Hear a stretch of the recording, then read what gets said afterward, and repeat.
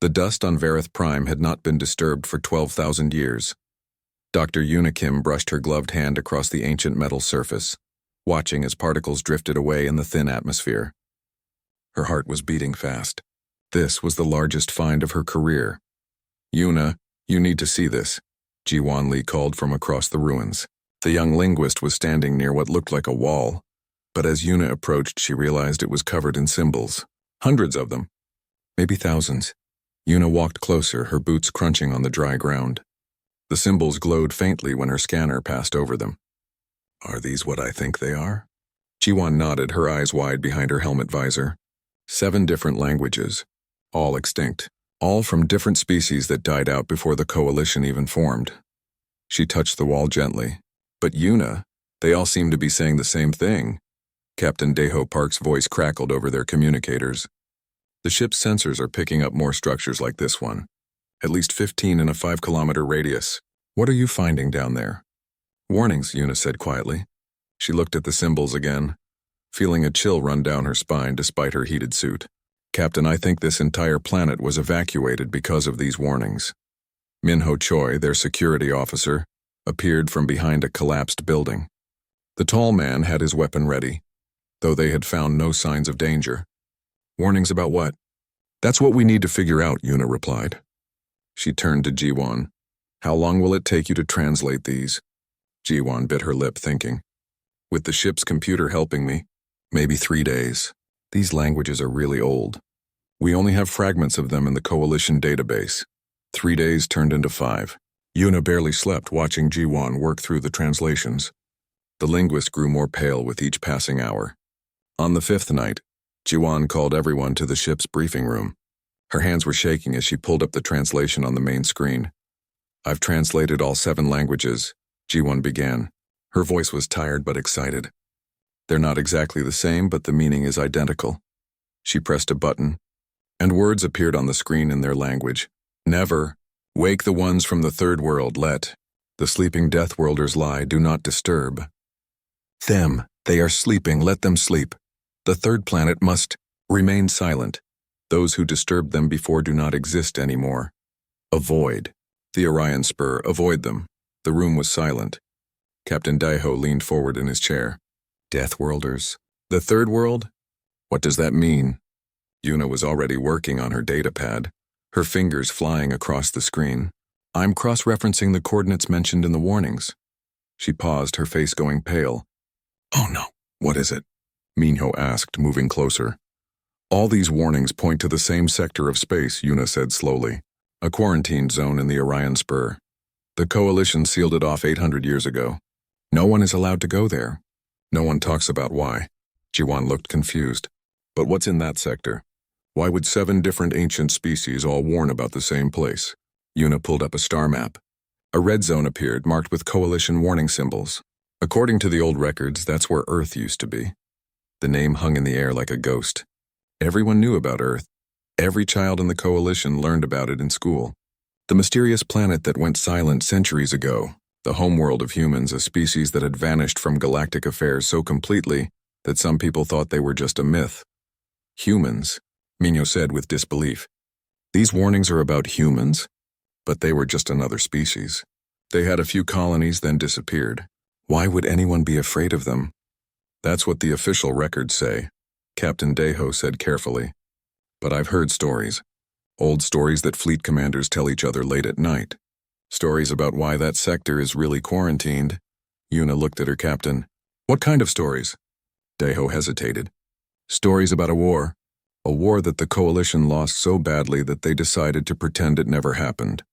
Stories about weapons that didn't just kill but erased entire species from existence. And stories about humans who fought so fiercely that the Coalition decided it was better to let them have their corner of space and never speak of them again." "That's impossible," Ji-Wan said. "The Coalition has never lost a war. And we would know if entire species were erased, would we?" Daho asked. "If a species is erased completely, who would remember them?" The question made everyone uncomfortable. Yuna stood up and walked to the star map, staring at the red quarantine zone. "We need to find more warnings. If these are real, there should be others. More evidence. The Coalition forbids travel to that sector," Minho reminded her. We could lose our licenses. Or worse. I know, Yuna said. But this is too important. 7 different species all left the same warning. Species that existed thousands of years apart. They all wanted future civilizations to know something, to avoid something. She turned to face them. What if they were right? What if there's something in that sector that we need to know about? Captain Deho was quiet for a long moment. Then he nodded. We'll investigate. But carefully. We'll look for more warnings first. If we find them, then we'll decide whether to approach the quarantine zone. Over the next 3 weeks, they found 2 more sites. One on an abandoned moon. One on a dead space station drifting in the void between stars. Both had the same warnings, carved or written or painted by long-dead hands. But these warnings were different. They were more desperate, more frightened. On the moon, they found words carved so deep into the rock that they must have taken years to make. We disturbed them. We paid the price.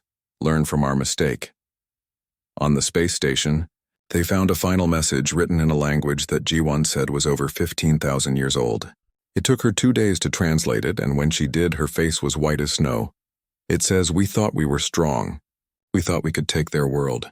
We were wrong. They followed us home. They found all of us. Now we are the last ship, the last of our kind. If you find this message, please remember that we existed, and never go to the 3rd planet of the yellow star. They are still there, still watching, still waiting." Yuna looked at the message for a long time. Then she turned to Captain Deho. "We have to go. We have to see what's really there." "I know," Deho said quietly. "Set course for the quarantine zone. But everyone should understand. If these warnings are true, we might not come back." No one objected. The Eternal Seeker turned toward the Orion Spur, toward the red zone on the maps, toward Earth, toward whatever was waiting there in the silence. The first warning came when they were still 2 light years away from the quarantine zone. Every alarm on the Eternal Seeker started screaming at once. Captain Deho grabbed his chair as the ship shook violently. "What's happening?"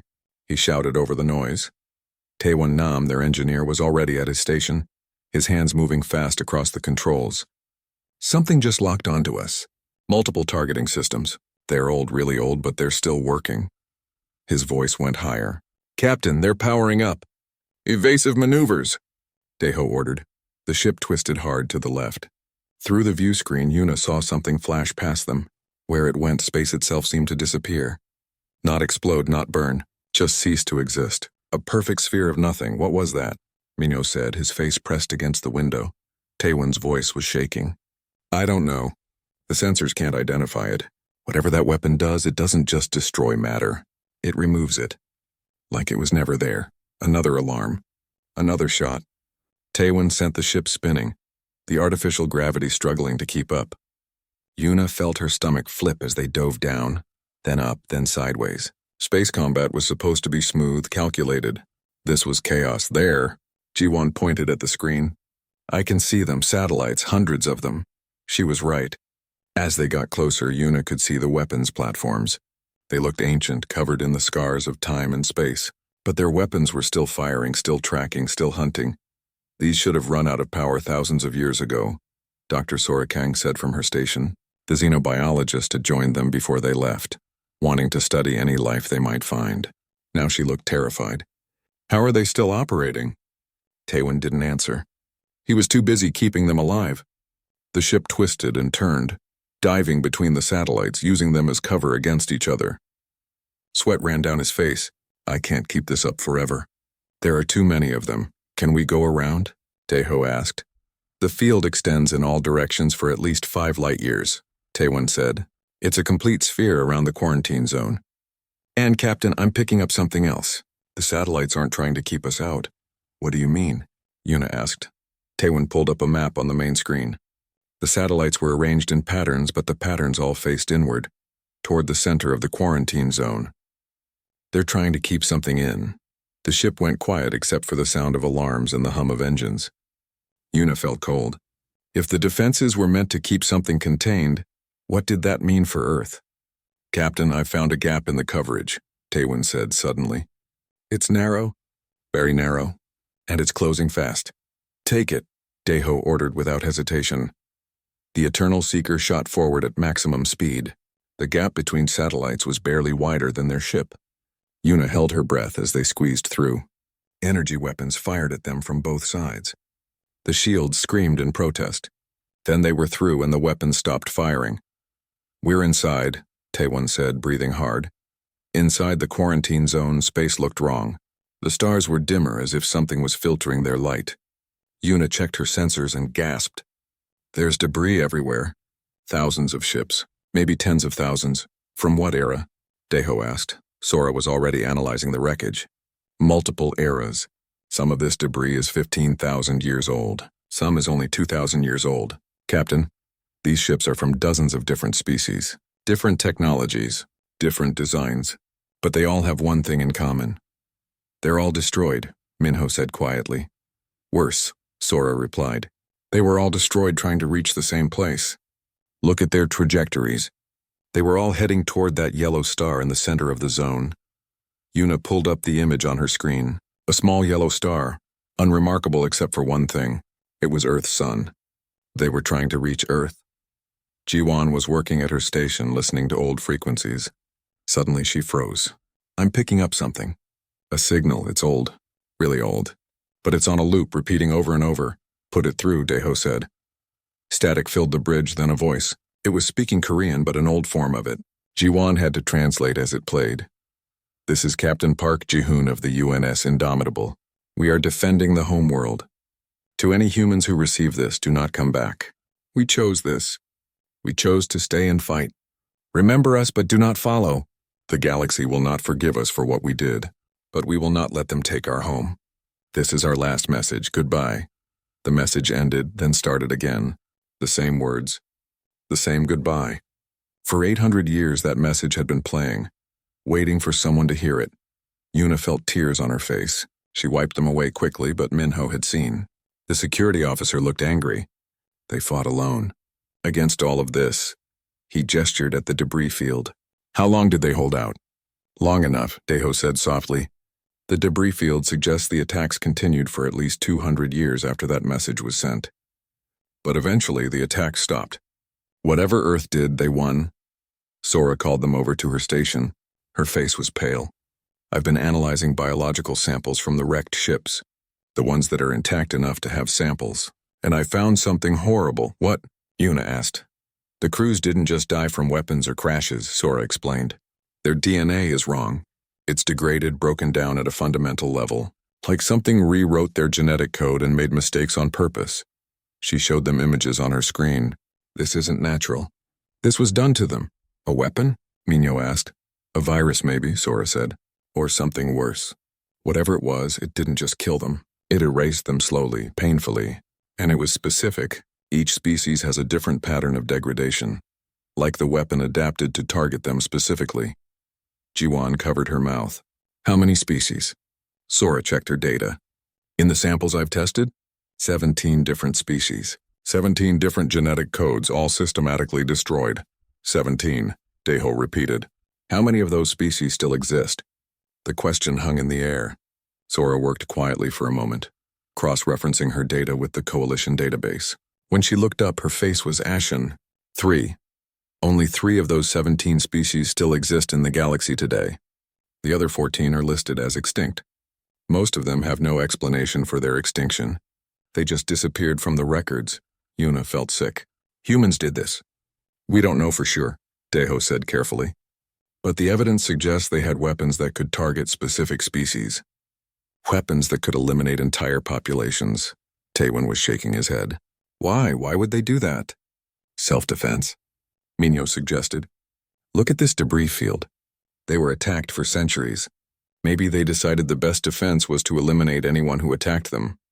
Or maybe," Yuna said quietly, "they wanted to send a message. Attack us and we won't just defeat you. We'll erase you. Make it so you never existed." The bridge was silent.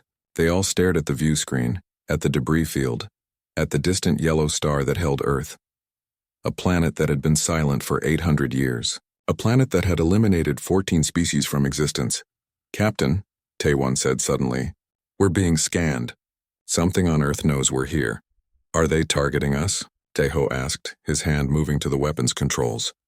"No," Taewon said, confused. "They're just looking." "Studying us," It's almost like they're curious. Yuna made a decision. She stood up and walked to the communications station. I'm going to try to contact them. Yuna, wait, Minho started, but she was already working. She sent a simple message in Korean, the language of the old transmission. This is Dr. Kim Yuna of the research vessel Eternal Seeker. We come in peace. We found your old warnings. We found your message. We just want to understand what happened. Please respond. They waited. Seconds turned into minutes. The scanning continued. The invisible eyes of Earth examining their ship, their systems, probably their crew. Then, after 10 minutes, a reply came. The voice was calm, clear, and spoke perfect modern Korean, not the ancient form from the old message. Dr. Kim Yuna, we have been expecting you. You may approach Earth, you may land, but come alone, only you. Your ship and crew must remain in orbit. Do you accept these terms? Everyone looked at Yuna. She swallowed hard, her heart pounding. Then she pressed the transmit button. I accept. The Eternal Seeker moved slowly toward Earth, and with each passing hour the planet became clearer on their screens. Yuna stood on the bridge, unable to look away. Earth was beautiful. Blue oceans, green continents, white clouds. It looked peaceful, alive. Nothing like the dead world she had expected. I don't understand, Ji-won said, checking her readings again. The cities should be visible from orbit. There should be lights, heat signatures, electromagnetic radiation. But I'm getting almost nothing. Just the defense grid. Yoonji Bae, their navigation officer, pointed at the screen. Look there. Those structures. They weren't in any of the historical records. Massive structures dotted the planet's surface. They looked like a mix between buildings and trees, growing up from the ground in organic patterns. Some reached high into the atmosphere. They pulsed with a faint light that Yuna's sensors couldn't identify. What are those? Sora asked, fascinated despite her fear. I have no idea, Yuna admitted. Nothing in my database matches them. Dr. Junho Han, the historian they had brought aboard at the last station, finally spoke up. He had been quiet for most of the journey, spending his time in the archives. I need to tell you all something. Something I found in the old records, the classified ones.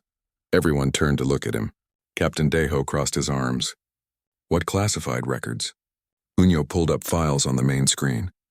1,200 years ago, the Coalition made contact with humanity. They offered humans membership, like they do with all new species, but humans refused. Why would they refuse? Minho asked. Joining the Coalition brings protection, trade, knowledge. Because the Coalition demanded that humans allow Coalition ships to use their space freely, Junho continued. Humans said no. They claimed the entire Orion Spur as their territory and told the Coalition to stay out.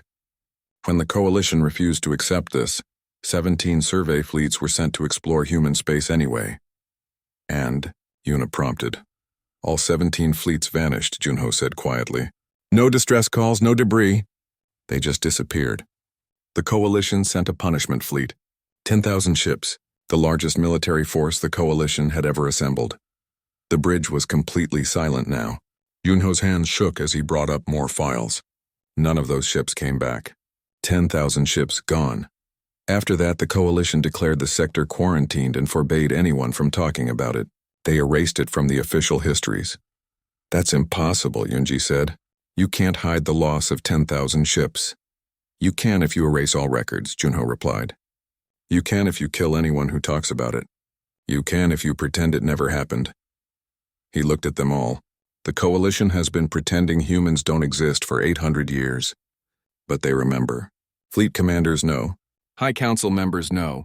They just never speak about it. Yuna felt dizzy. What else did you find? Yunyo hesitated. Every 200 years, automated ships leave Earth. They survey the surrounding sectors, collect data, then return. These ships never respond to communication, never deviate from their course, and no one ever approaches them. There's an unspoken rule in the Coalition Navy. If you see a human ship, you go the other way. You don't report it. You don't engage it. You just leave. When was the last survey? Deho asked. 47 years ago, Junho answered. The next one should be in 153 years. Unless something changes. Minho laughed, but it was a bitter sound. Something is changing. We're here. A new message came through from Earth, the same calm voice. Dr. Kim, we're sending coordinates for your landing. Please prepare your shuttle. Yuna looked at Captain Deho. He looked back at her, his face serious. You don't have to do this. We can leave right now. No, Yuna said firmly. We came here to find answers. I'm not leaving without them. Then I'm coming with you, Minho said, standing up. The message said alone, Jiwan reminded him. I don't care, Minho replied. I'm her security officer. I'm not letting her go down there by herself. Yuna wanted to argue, but she was glad he insisted. She was terrified, and having Minho with her made her feel braver. Okay, but just us two. The shuttle ride down was smooth. Too smooth. The defense grid that had tried to destroy them earlier now guided them gently through the atmosphere. The landing coordinates took them to what had once been Seoul, according to the old maps. But Seoul looked nothing like the pictures in the archives. The city had been transformed. Buildings grew like trees, their walls covered in plants that glowed softly in the evening light. Rivers ran through streets that curved naturally rather than in straight lines. The air smelled clean, fresh, like a forest after rain. And it was quiet. Too quiet. Where is everyone? Minho whispered, his hand on his weapon.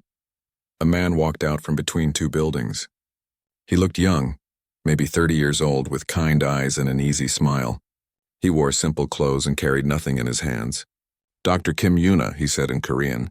Welcome to Earth. I am Kang Seojin. I've been asked to be your guide. Yuna and Minho both bowed, following the old customs they had learned from history books. Seojin smiled and bowed back. Please follow me. We have much to discuss. As they walked through the city, Yuna kept looking around. The buildings were empty. The streets were deserted. But everything looked maintained, cared for, alive. Where is everyone? She finally asked. Sleeping. Seojin replied simply. Sleeping. Yes, most of humanity chose to sleep, to dream, to wait. He led them to a large building that looked like a palace made of crystal and stone. Inside, it was cool and filled with soft light. This is the council hall. Please sit. I'll explain everything. They sat on comfortable chairs that seemed to grow from the floor. Seojin poured them water from a pitcher, and Yuna realized she was very thirsty. The water tasted pure, clean, better than anything she had ever drunk. How old are you? Minho asked suddenly.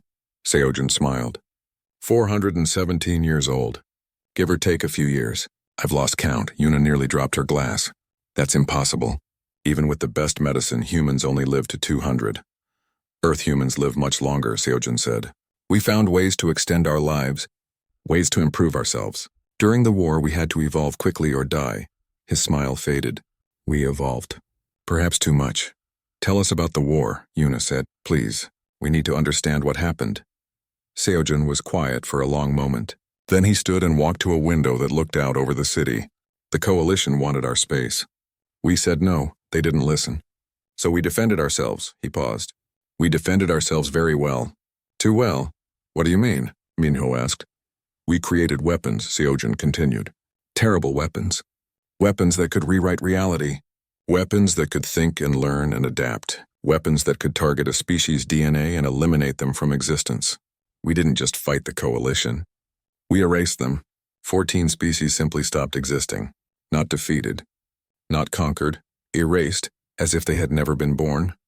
Yuna felt sick. Why? Because we could, Seojin said simply.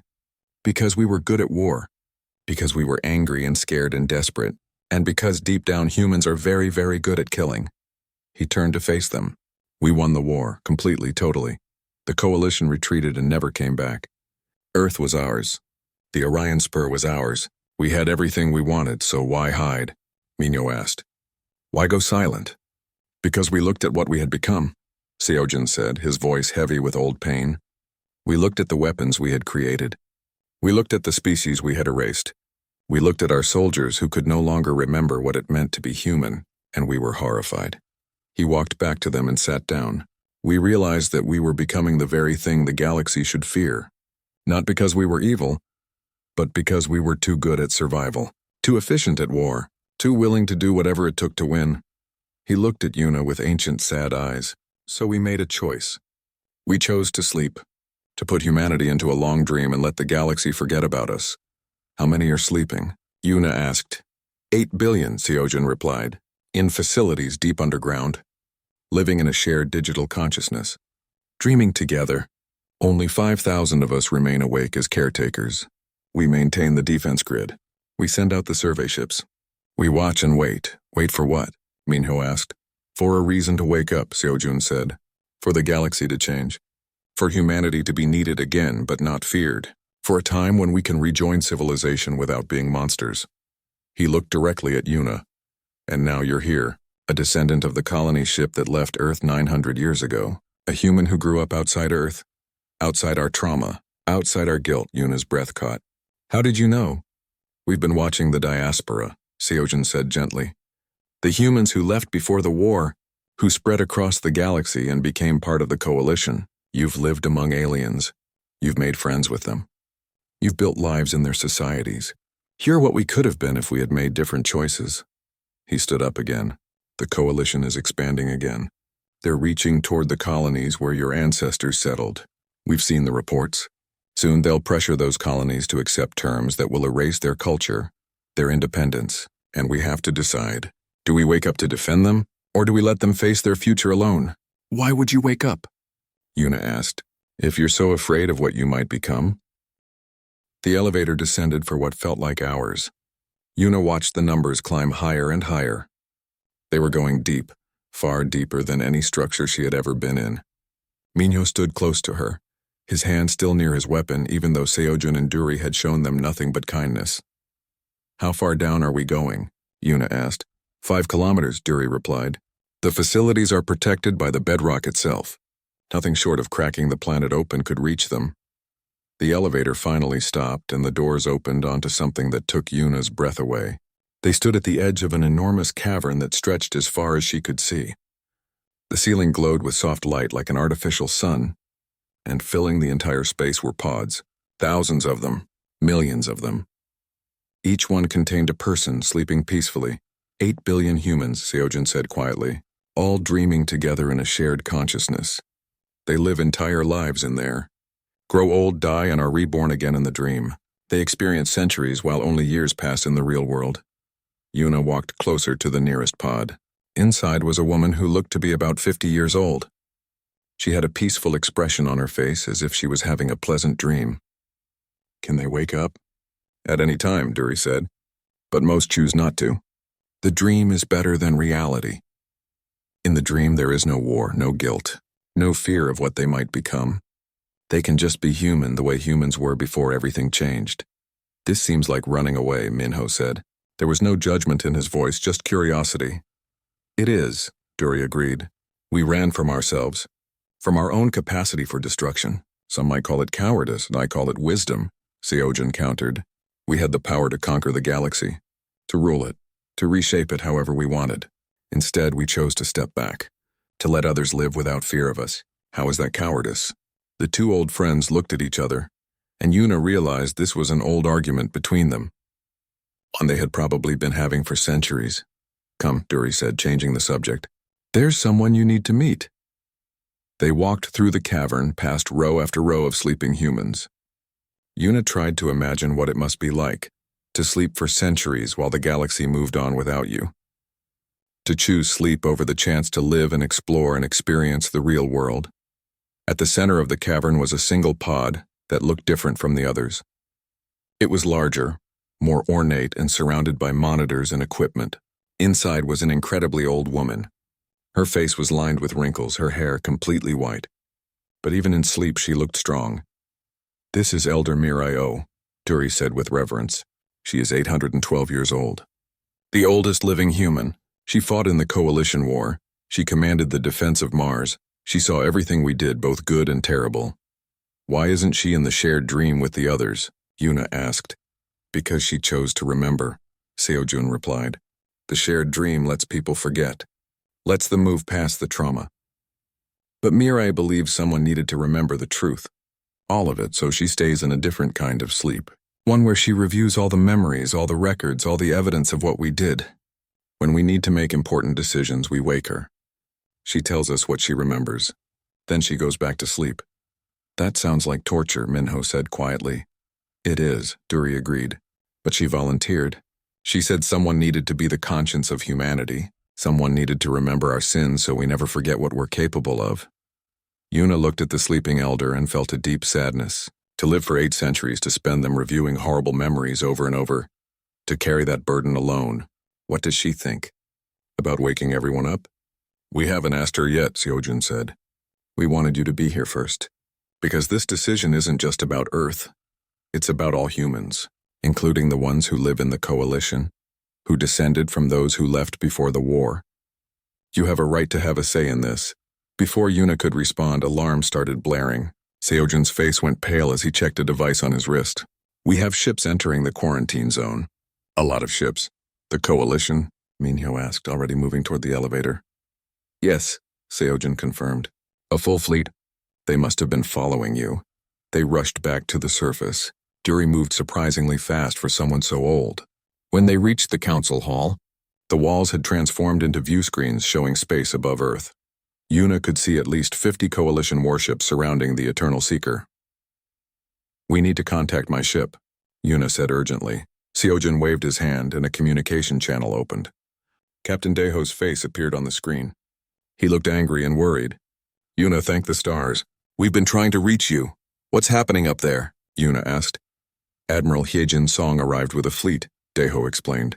She's demanding we surrender for violating Coalition law by entering the quarantine zone. She's threatening to fire on us if we don't comply in the next 10 minutes. Yuna felt panic rising in her chest. Her crew was in danger because of her decision. Captain, you need to surrender. Don't risk the ship and crew for me. Not a chance, Daeho said firmly. We came here together, we leave together. Admiral Hyejin's voice cut into the channel. Dr. Kim, I know you can hear me. You've violated the most serious law in the Coalition. You've entered forbidden space. Your ship will be impounded and your crew arrested. You will return to Coalition space immediately. Admiral, Yuna started, but Seojun raised his hand. Let me handle this, he said quietly. He touched the wall and suddenly his voice was broadcasting on all frequencies. Coalition ships, this is Earth. You have entered our space without permission. Leave immediately. There was a moment of stunned silence. Then Admiral Hyejin laughed. Earth, the dead world? You expect us to believe humans still live there? Believe what you want, Seojun replied calmly. But you have 30 seconds to begin leaving our space or we will remove you. You threaten us. The Admiral's voice was full of contempt.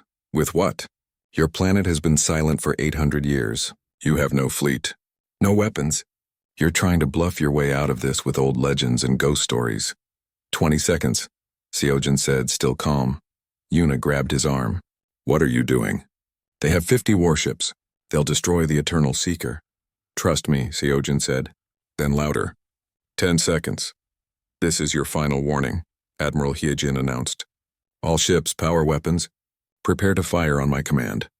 5 seconds, Seojun counted. 4, 3, 2, 1, nothing happened. The Coalition fleet hung in space, weapons powered and ready. Admiral Hyejin's voice came back, triumphant. As I thought. Empty threats. All ships, fire. Then the defense grid activated. But it didn't fire. Not exactly. A pulse of energy radiated out from Earth, washing over every Coalition ship. On the view screens, Yuna watched as every weapon on every ship simply stopped working. The lights on the Coalition vessels flickered and went dark. Their engines cut out, but their life support remained active. Their communications worked. They weren't destroyed. They were just rendered completely helpless. What did you do? Admiral Hyejin's voice came back, shocked and afraid. We removed your ability to harm each other, Seojun replied. Your ships are intact. Your crews are safe, but your weapons are now decorative. This effect is permanent. Even when you leave our space, those weapons will never function again. Consider it a reminder. This is an act of war, the Admiral shouted. No, Seojun said, and now his voice was hard. An act of war is bringing 50 warships into someone's home and threatening to fire. What we did is self-defense. You can't hurt us. You can't hurt Dr. Kim's ship. And you can't hurt anyone else. Now leave. Dury was working at another console. I'm transmitting something to every ship in your fleet, Admiral, and to every Coalition world within communication range. Historical records, real ones. About what happened 800 years ago. About the war you tried to erase from history. About what humans did to defend themselves. The galaxy will know the truth now. All of it. The channel from Admiral Hyejin went silent. On the view screens, Yuna watched as the Coalition ships began slowly drifting away. pushed by small emergency thrusters. They looked like dead things floating in the void. "You didn't have to do that," Una said quietly. "You could have just let them arrest us." "No," Dury said firmly. "We couldn't, because this was going to happen eventually. The Coalition was going to push too far, either here or at one of the human colonies. Better it happen now in a way we can control than later in a way we can't." Seojin closed the channel and turned to Una. His face was tired. "The galaxy knows we're here now. They know we're still watching. Still capable. The secret is out. What happens now?" Minyo asked. "Now we wake the Elder," Dury said. "And we let her decide. It's time for humanity to choose whether to keep sleeping or to wake up. But this time the choice will be made with full knowledge of what's at stake." They returned to the deep caverns. This time Dury went to Elder Mirai's pod and pressed several buttons. The pod began to open slowly. The old woman inside stirred, her eyes opening for the first time in decades. "Dury," Mirai said, her voice rough from disuse. "Why have you woken me?" "Because everything has changed," Dury replied. "And we need your wisdom." Over the next hour they explained everything to the Elder. The warnings. Elder Mirai asked to be taken to the communication center. She moved slowly, supported by Dury and Seojin. 800 years of memory weighed heavy on her shoulders, but her eyes were clear and determined. When they reached the center, she sat in the main chair and looked at the screens showing the vast network of sleeping humans. "Connect me to the collective," she said. Seojin hesitated. "Elder, if you connect to the shared consciousness, you'll experience 8 billion minds at once. It could kill you." "I've lived long enough," Mirai said with a slight smile. "And I need to speak to all of them. They need to hear this from someone who was there, someone who remembers." Dury placed a device on Mirai's head and the old woman's eyes closed. For several minutes nothing happened. Then she began to speak, but her voice echoed strangely, as if 8 billion people were speaking through her at once. "I am Mirai O. I fought in the Coalition War. I remember everything we did, both glorious and terrible. I remember the species we saved and the species we erased. I remember the day we chose to sleep, and I have carried that memory for 800 years while you dreamed in peace." The screens around the room began to glow brighter. Una realized she was seeing into the shared dream. Billions of humans, all pausing in their dream lives to listen. "Today, a child of the diaspora came home," Mirai continued. "She came to find out if we were monsters. She found something else. She found people who were so afraid of becoming monsters that they chose to stop being anything at all. And now she's given us a gift, a chance to try again." The glow intensified. Una could almost feel the attention of billions of minds focusing on this moment. "The galaxy knows we're here now," Mirai said. "They know we're still capable. They're afraid just like they were 800 years ago. But this time, we have a choice. We can wake as warriors, ready to defend and destroy. Or we can wake as something else. As people who learned from their mistakes. As people who choose peace not because they're weak, but because they're strong enough to control themselves." Seojun was monitoring the collective's responses. "Elder, they're asking what you recommend." "I recommend we wake slowly," Mirai said. "Scientists first. Doctors, teachers, artists, musicians, philosophers. All the people who build rather than destroy. Let them wake and show the galaxy that humans are more than warriors. Then, if we're needed, if we're threatened, the soldiers can wake. But only then.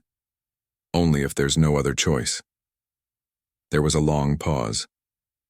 Then Seojin smiled. "The collective is voting. It's almost unanimous. They agree with your plan, Elder." Mirai's eyes opened, and she looked tired but peaceful. "Then it begins. How long will the first wave take to wake?" "About a year," Dury said. "We'll start with 10 million. Scientists, artists, and diplomats. People who can help humanity rejoin the galaxy peacefully." "Good," Mirai said. She looked at Una. "You'll stay, won't you? Help us? You know the modern galaxy in ways we don't. You can teach us how to fit in." Una thought about her ship, her crew, her life in the Coalition. Then she thought about what was happening here. Humanity waking up. a chance to be part of something historic. "I'll stay for a while," she said. "Help you get started. But then I need to return to my crew. They're my family too." "Fair enough," Mireille said with a smile. Then she looked serious again. "But there's one more thing we need to do. We need to make a statement to the galaxy. Not a threat, not a promise, just the truth." Over the next few hours, they composed a message. It was simple and direct. When they were finished, Seojin broadcast it on every frequency, to every coalition world, to every ship, to every station. "This is Earth. We are humanity. 800 years ago, we fought a war and won it completely. We eliminated entire species. We created weapons that could rewrite reality. We became something terrifying.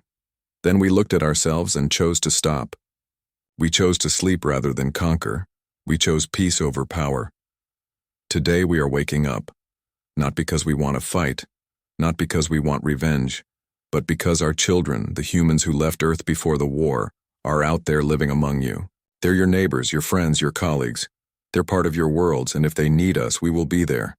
Not as weapons, not as conquerors, but as family. We are making you a promise. We will never again erase a species from existence. We will never again use the terrible weapons we created.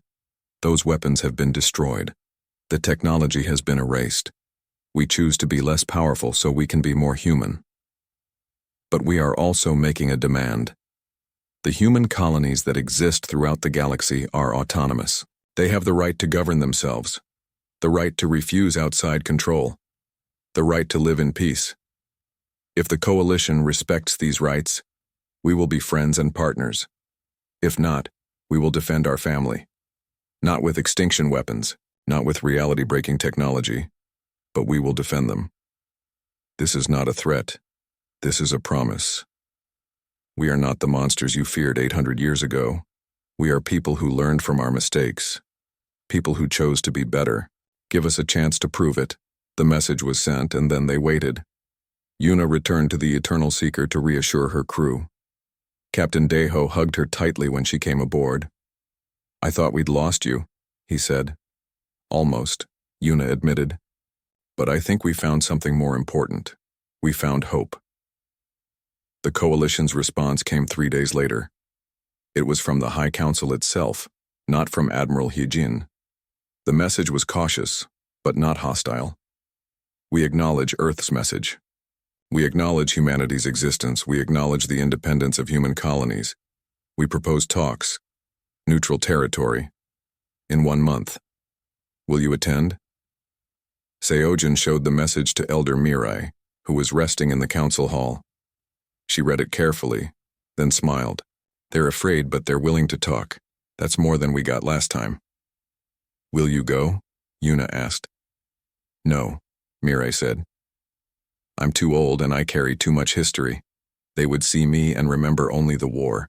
We need someone who represents what humanity can be, not what we were." She looked at Yuna. "I want you to go. You and Seojin. You represent the bridge between old Earth and new humans. You can speak for both." Yuna felt overwhelmed. "Elder, I'm just an archaeologist. I'm not a diplomat." "You're more than that," Mirai said gently. "You're someone who sought truth even when it was dangerous. Someone who came to Earth not knowing if you'd survive, just because you needed to understand. Someone who sees humans as people, not legends or monsters. That's exactly what we need." The month passed quickly. 10,000 humans had already woken from the collective, the very first of the wave.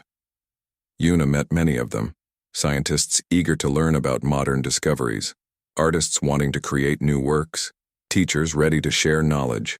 They were not warriors. They were not weapons. They were people excited about the future. When it was time to leave for the talks, Yuna stood on Earth one last time before boarding her shuttle. Seoul was already changing. The newly awakened humans were moving into the beautiful buildings, filling the quiet streets with life and laughter. Children played in the parks, having been woken with their parents. Music drifted from windows. "It's beautiful," she said to Seojin, who stood beside her. "It's a beginning," he replied. "We have a long way to go. 8 billion people to wake, a galaxy to rejoin, trust to rebuild. But it's a start. They traveled to the neutral station together. The coalition had sent representatives from 20 different species. When Yuna and Seojin entered the conference room, she saw fear in some faces, curiosity in others, hope in a few. The talks were difficult. The coalition wanted guarantees, promises, proof that humanity wouldn't become a threat again. Seojin was patient, answering every question honestly. Yes, Earth still had powerful technology. Yes, they could defend themselves if needed. But no, they would not use the weapons they had used before. Those were gone. "How can we trust you?" asked a delegate from a species whose ancestors had fought against humanity. "How do we know you won't change your minds?" Yuna spoke up. "Because I've met humans from the diaspora, humans who grew up in the coalition, who never knew about the war. They're good people, they're scientists and traders and artists. They're not monsters. And that's what Earth wants to become again. The Earth humans were before the war, before the fear, before the weapons."